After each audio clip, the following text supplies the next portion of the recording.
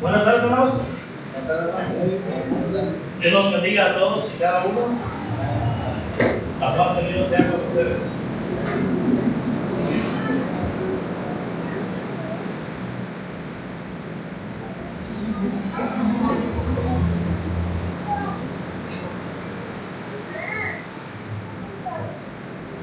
Siempre traigo una voz y él me da la mochila. Estamos estudiando, hermanos, el último capítulo de la primera carta a los tesalonicenses. Estamos en el capítulo 5. Recuerden cómo es que Pablo les ha recordado en el capítulo 1 su elección. Y él ha dado gracias a Dios por esa elección, por la obra de su fe, por su trabajo de amor, por su constancia y la esperanza del Señor Jesucristo, por tomar su ejemplo y convertirse en el modelo a seguir para las iglesias de Macedonia, de Acaya y Acrea. Les alaba también por haberse convertido a Dios y no solo haber creído a Dios, y esperar de los cielos a Jesús, quien nos libra de la ira venidera. En el capítulo 2, Pablo también está feliz, está contento, a pesar de que ha sido salvado de ir a ellos, porque ellos, cuando recibieron la palabra de Dios en la vida de ellos, la recibieron como según es en verdad la palabra de Dios que actúa en los que ellos creen. Así que ellos están actuando conforme a la palabra de Dios. Sigue dando instrucciones en el capítulo 3, incluso instrucciones con respecto a trabajar, para no tener necesidad de nada y también para no estar entrometido en asuntos ajenos. Tener su mente y sus manos ocupadas para no darle lugar al diablo. Y luego les ha recordado de la esperanza que ellos tienen en encontrarse con los gentiles en el capítulo 4. Y de cómo es que Jesucristo viene y los que ya murieron del Señor no perdieron su esperanza, sino que vendrán cuando el Señor Jesucristo venga. No que vendrán del cielo, sino que al venir el Señor Jesús, al escuchar su voz, saldrán todos los muertos. En el caso de los que murieron en Cristo para resurrección de vida, y los que murieron sin Cristo para condenación eterna. Pero será el juicio. En el caso de los que murieron en Cristo, y si nosotros estamos vivos cuando Él venga, todos dice que estaremos con Él allá en la eternidad. Y sigue hablando el capítulo 5 con que no hay una advertencia o una señal que diga cuando suceda esto, entonces ustedes ya saben que vendrá el Señor Jesús, sino que vendrá sin advertencia, como el ladrón, sin aviso. Pero también esa alegoría o esa analogía tiene que ver con que pudiera que el Señor Jesús venga de noche. Es decir, porque estamos en tinieblas, estamos viviendo en pecado. Y les recuerda que somos hijos de luz, somos hijos del día, no somos de la noche, no somos de las tinieblas. Tenemos, por tanto, que velar para ese día. Dice el versículo 6, por tanto no nos vamos como los demás, sino velemos y seamos sobrios. O sea, cuidemos nuestra mente, cuidemos nuestro corazón, porque los que tienen corazón y verán a Dios. Los que duermen, de los que se duermen y los que se embriagan de noche. Pero nosotros que somos del día, seamos sobrios, habiéndonos vestido, dice ahí, con la coraza de fe y de amor. Es curioso que cuando Pablo escribe la carta a los Efesios, capítulo 6, versículos 10 al 18, y menciona la armadura de Dios, menciona la fe no como coraza, sino como el escudo de la fe.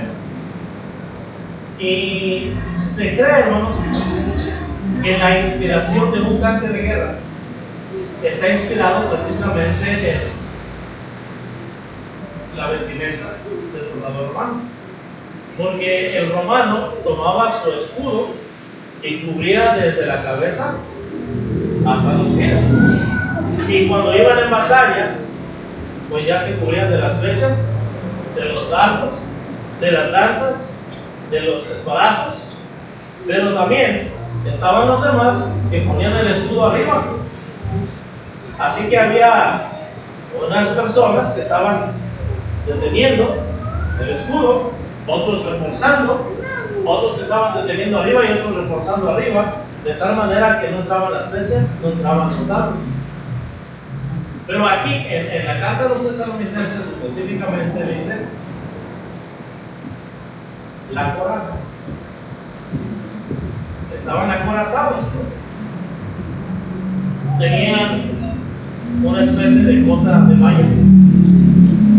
Cuando se les arrebataba el escudo en la batalla, cuerpo a cuerpo, y lograban darles unos machetazos con la espada, bueno, amortiguado el golpe. Y eso es lo que está diciendo aquí, vestidos con la coraza de fe y de amor. Ahora, eso, hermanos, es una figura de lenguaje de una guerra. Estaba leyendo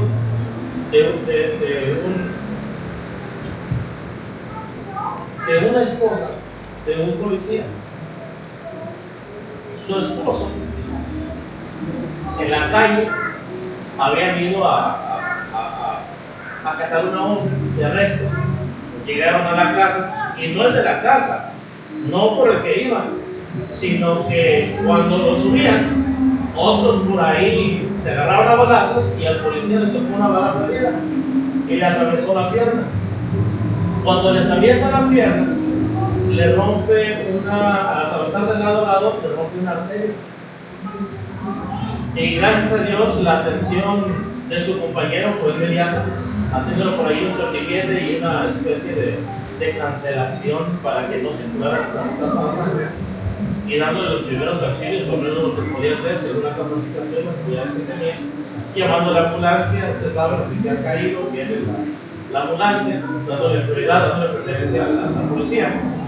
Cuando lo llevan al hospital, gracias a Dios sobrevive, pero su compañero que estaba allí al lado de, o sea, cuando la esposa llega, su compañero estaba ahí al lado de su esposa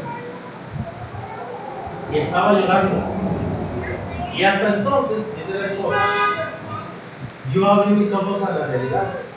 Hasta entonces yo entendí, mi esposo está en una guerra. En una guerra contra las pandillas, en una guerra contra el narcotráfico, en una guerra contra el mal.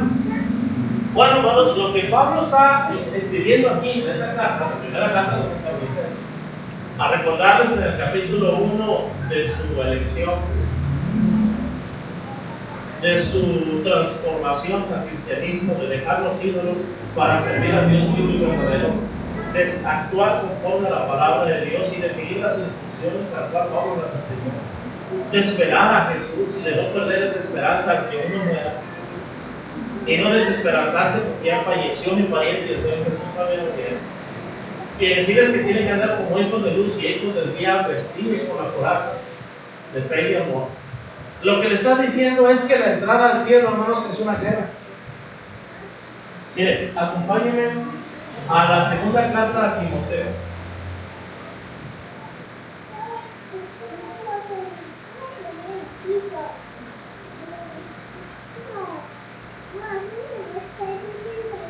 Capítulo 4. Voy a leer desde el versículo 1. Porque aquí también le está diciendo, aunque no utiliza esas palabras, sí le está diciendo el mismo mensaje a Timoteo. Vístete, Timoteo, con la coraza de fe y de amor, y con la esperanza de salvación como yelmo, o sea, como tridente, como arma defensiva. Fíjense cómo le está diciendo lo mismo, aunque no utilice ese lenguaje. Segunda carta de Timoteo, hermano, capítulo 4, versículos del 1 en adelante. Te encarezco delante de Dios y del Señor Jesucristo, que juzgará a los vivos y a los muertos en su manifestación y en su reino. ¿Se fija cómo es lo mismo de 1 Tesalonicenses 4? Es el mismo mensaje, hablando de la segunda venida y del juicio venidero. Y luego dice ahí, que prediques la palabra, que instes a tiempo y fuera de tiempo, redarguye, reprende, exhorta con toda paciencia y doctrina. Porque vendrá tiempo cuando no sufrirá la sana doctrina, sino que teniendo comezón de oír, se amontonarán maestros conforme a sus propias concupiscencias, es decir, de sus propias pasiones, o defendiendo sus pecados, y apartarán de la verdad del oído y se volverán a las fábulas. Pero tú sé sobrio. Aquí está la misma palabra que se utilizó ya primera a los Tesalonicenses 5.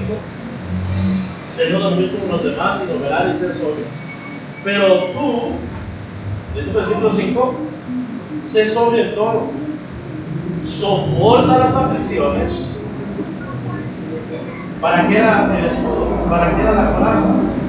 Para soportar. Y lo dice ahí, soporta las aflicciones, haz obra de evangelista, cumple tu ministerio. Porque yo ya estoy para ser sacrificado y el tiempo de mi partida está cercano.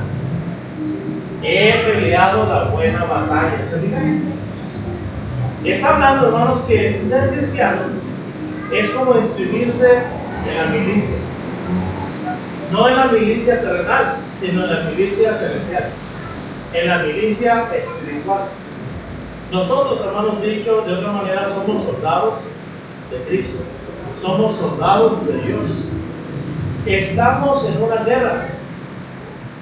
guerra por la santidad, porque sin santidad, hermanos, nadie verá al Señor.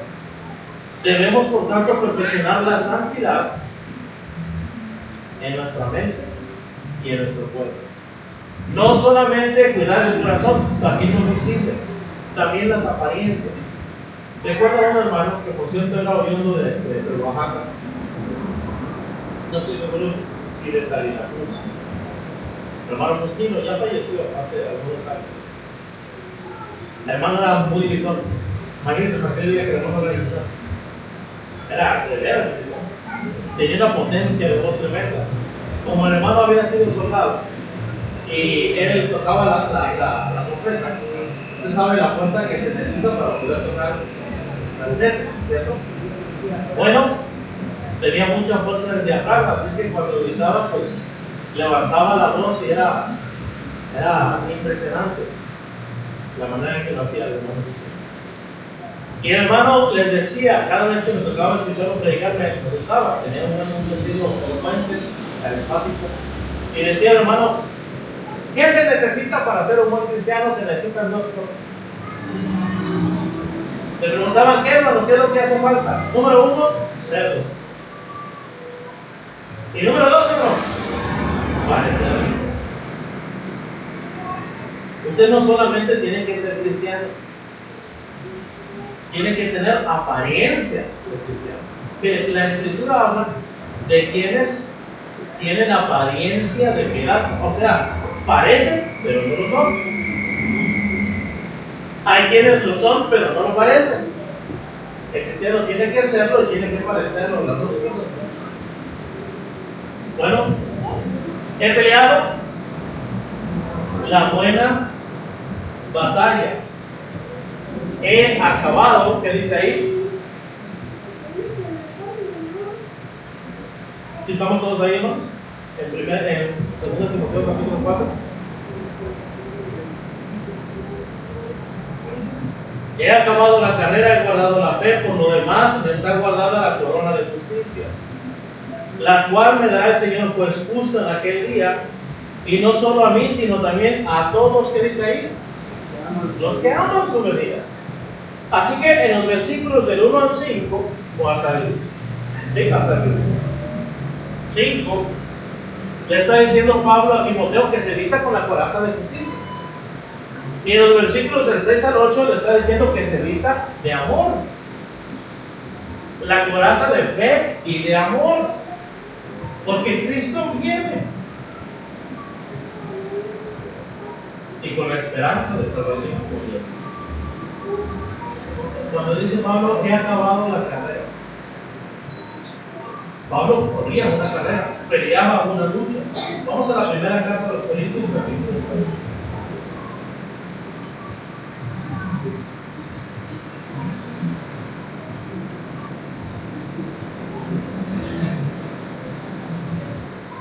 Versículos 23 al 27. Aunque no utilice la palabra armadura, casco, se entiende que de eso está hablando. De que la carrera del cristiano o la vida del cristiano es comparada o a una carrera para lograr una meta o a una guerra donde esperamos tener la victoria. Primero Corintios 1, 23. Y esto hago por causa del Evangelio, para hacerme partícipe de él. ¿No sabéis que los que corren en el estadio todos a la verdad corren, pero uno solo se lleva el premio? Correr de tal manera que lo que cae, usted sabe, uno puede ser descalificado de la carrera. O uno puede morir a mitad de la carrera si no tiene buena preparación. Hay personas que mueren muy fácil. Hay personas que se isolan con el sol y mueren de insolación. Hay personas que se lastiman, sus tendones, sus ligamentos, se fracturan. Y luego menciona también, ahí en el versículo 25, todo aquel que lucha, lo que para también con una lucha, de todo se abstiene, o sea, tiene disciplina por algo terrenal. Me llama la atención, hermanos, cómo es que en el caso, por ejemplo, del boxeo, que es lo más regulado de las autoridades, a veces ni siquiera se pueden cenar unos tacos,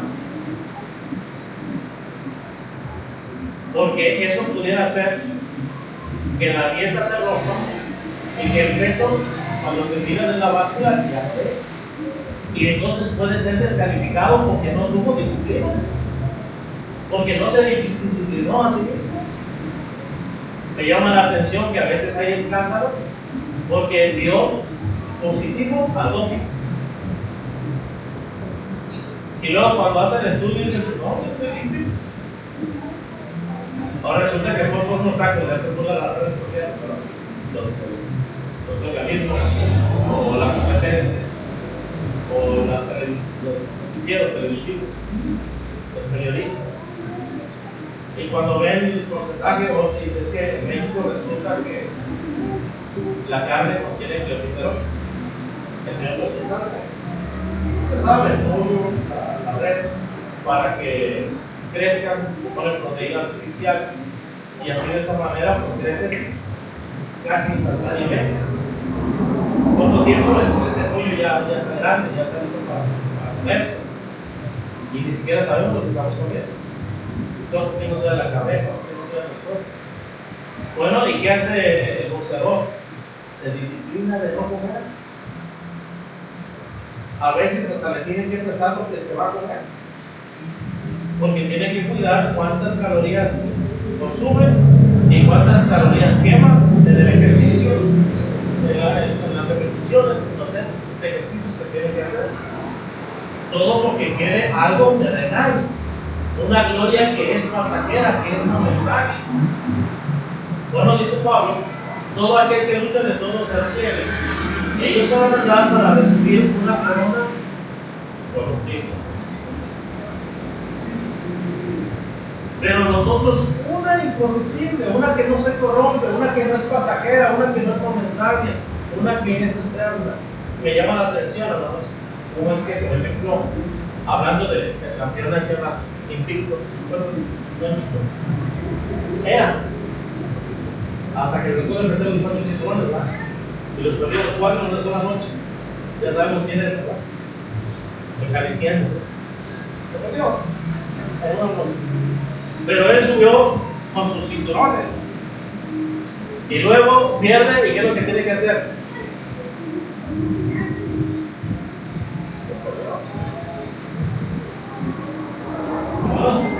estamos en una lucha.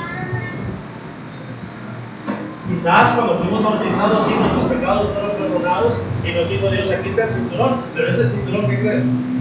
Lo tienes que defender. Tienes que luchar por él, lo tienes que conservar.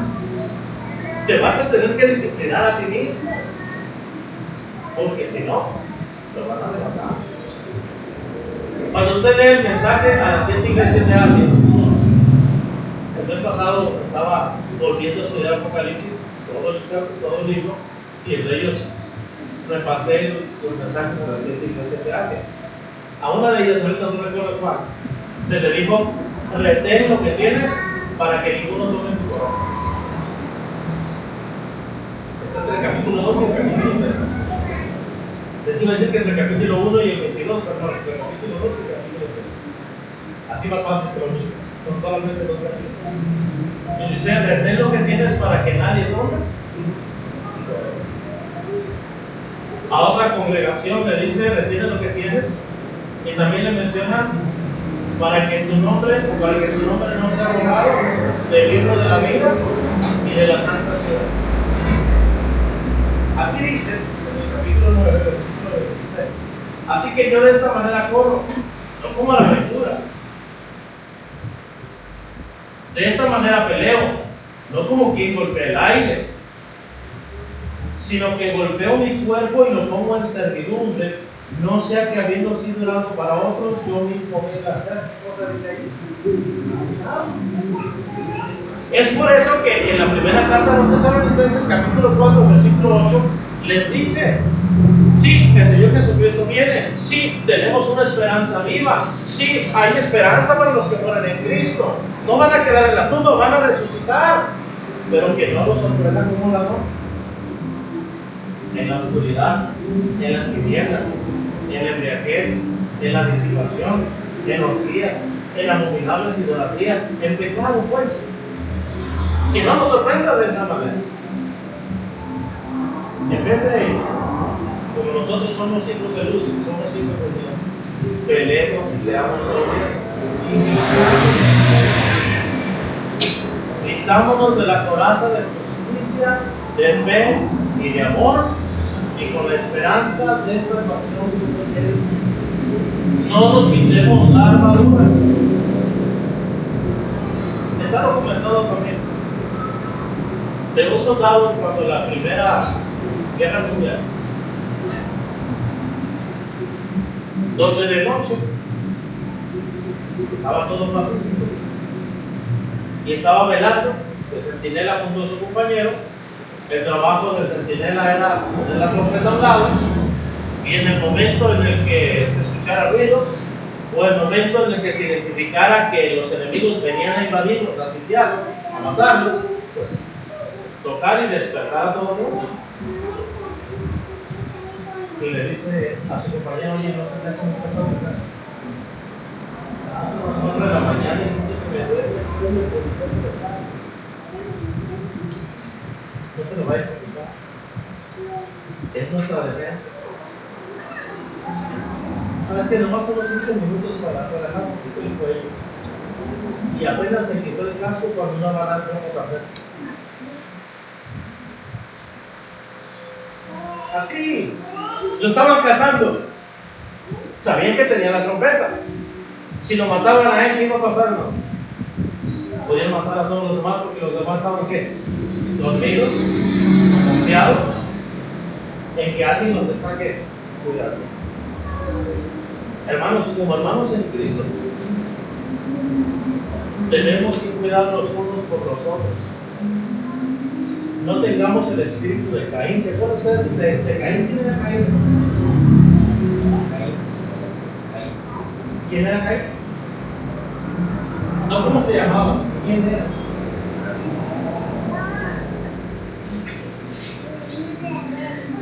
Eso, muy bien, el hermano de Abel.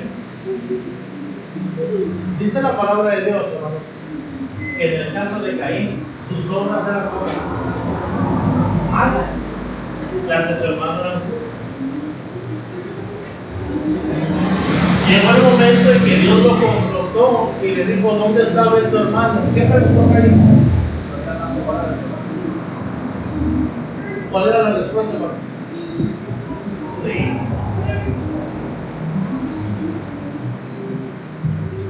Nosotros somos soldados y somos compañeros. El soldado significa el siervo. Soldado significa siervo. Soldado es uno que sirve. Mi compañero es uno que está al lado y que entrega su vida por ti. Uno que no te deja solo, que no te abandona. Uno que prefiere morir con tal de que tú no mueras. Ese es un compañero. Ese es un soldado. Ese es un compañero de la iglesia. Bueno, Caín era guarda de su hermano. Nosotros somos soldados de Cristo y somos hermanos. ¿Por qué razón Caín era guarda de su hermano? ¿Por qué Caín debería de cuidar a su hermano? Por dos razones. Número uno, porque era ¿qué? Era su hermano. Esa era la primera razón. Y segunda, ¿por qué? Porque era mayor. ¿Y el mayor qué? Debe quedar el menor. Pero aunque no sea el menor, digo que no sea el mayor, cualquiera de los hermanos puede y debe cuidar a los demás. Cuando, por ejemplo, el papá, uno de ellos, el papá o la mamá, o ambos faltan, ¿quién debe de cuidar a los hijos? ¿No es el hermano mayor? Pero si el hermano mayor no puede, ¿quién es el hermano? Uno de ellos tiene que decir, aquí soy yo. ¿No? Muchas veces sí, es el mayor, pero a veces el mayor no sé si no lo pensó bien o si tal vez su temperamento no le ayuda a tomar esa decisión o esa responsabilidad. No debería tomar esa responsabilidad, pero no tiene opción. Y a veces es el segundo o el tercero que dice, hermanos, cuenten conmigo. Tal vez su carisma, tal vez su temperamento le ayude más, tenga más conexión con la gente, le guste más trabajar. ¿Saben que a mí no se me da de escuela? ¿Estudian ustedes? Dos razones por las cuales debemos de cuidar a nosotros. Porque somos cristianos, porque somos hermanos, porque somos compañeros.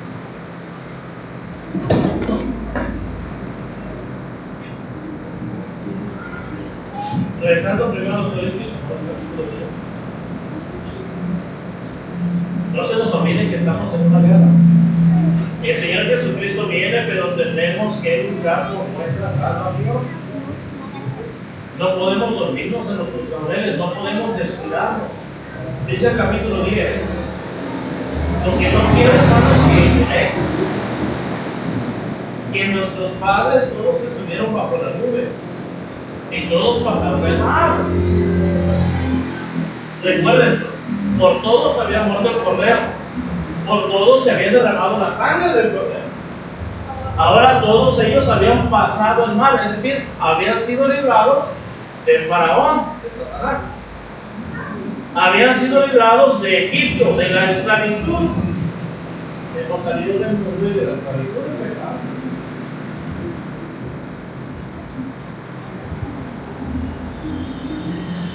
Y todos en Moisés fueron bautizados en el mar, y todos comieron el mismo alimento espiritual. Las palabras que yo os he hablado son espíritus y son vida. Esa es la carne que tienen que comer y esa es la sangre que tienen que beber, o sea, su comida, su palabra. Y todos bebieron la misma bebida espiritual, porque bebían de la roca espiritual que los seguía, la roca era Cristo. Pero, a pesar de que el cordero había sido sacrificado, a pesar de que habían sido librados de la opresión de Egipto, de la esclavitud bajo el yugo de Faraón, a pesar de que ya no estaban en ese país, a pesar de que ya habían cruzado el Mar Rojo, a pesar de las promesas de Dios por gracia, de los demás de ellos, ¿qué dicen? No se acuerdan.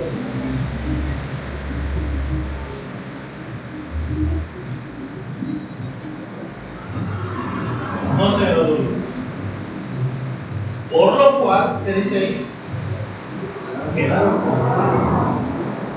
O sea, murieron en el desierto, o sea, no llegaron a la tierra prometida. ¿Por qué, hermano?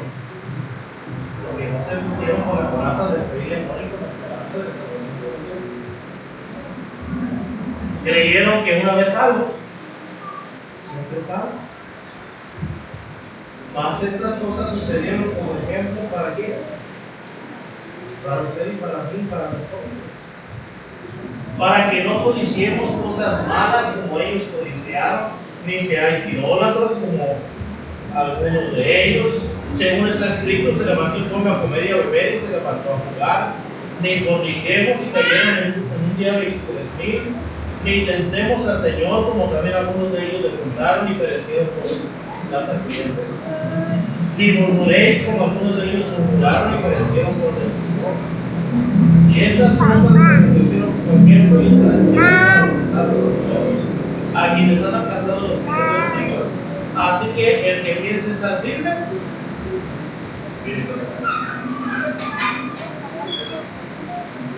estamos en una guerra. Acompáñenme por favor a Filipenses capítulo 1 y versículo 27.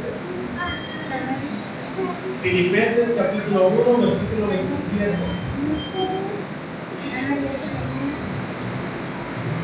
Solamente que os comportéis como es digno del Evangelio de Cristo, para que, o sea que vaya a veros o que esté ausente, oiga de vosotros que estáis firmes en un mismo espíritu, combatiendo unidos, unánimes, como compañeros,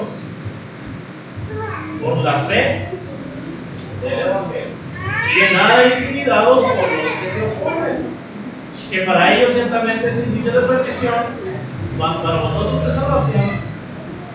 Y esto es, porque a vosotros os es concedido a causa de Cristo, no solo que creáis en Él, sino también que dice, que creáis. Estamos pues combatiendo, estamos en una lucha. Tenemos pues que andar como hijos de luz. No somos de la noche, no somos de las tinieblas. Vistámonos pues como hijos de Dios. Vistámonos con la coraza de fe y de amor y con la esperanza de salvación. Queda de tarea, hermanos, Colosenses 3 del 1 al 17. Colosenses 3 del 1 al 17. Hoy solamente, hermanos, avanzamos en el fe. Primero, Colosenses 5.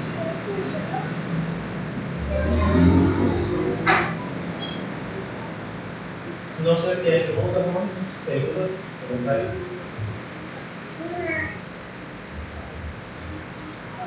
Pero nosotros que somos de día, seamos hombres, habiéndonos vestido con la esperanza de amor y con la esperanza de salvación. Versículo 9 todavía más claro. Si alguien se pierde, no es porque Dios quiso, es porque esa persona no se pudo, no luchó, se descuidó. Dice, porque no nos ha puesto Dios para ir, sino para alcanzar la salvación por medio de los sacrificios. La salvación es algo que podemos alcanzar, es algo que estamos al alcance. La salvación es algo que está a la mano. Pero es necesario que ustedes le pongamos de nosotros. Ya Dios hizo su parte. Sí, cuando nos bautizamos hicimos algo, pero todavía tenemos que trabajar. Dijo el Señor Jesús en Juan 6:21, trabajad no por la comida que perece, sino por la comida que a vida eterna permanece. Entonces, ¿por qué está trabajando usted? ¿A qué le está dedicando su tiempo? ¿A qué le está dedicando su esfuerzo? ¿En qué está invirtiendo? ¿Preguntas, dudas, comentarios? Por hoy concluimos aquí.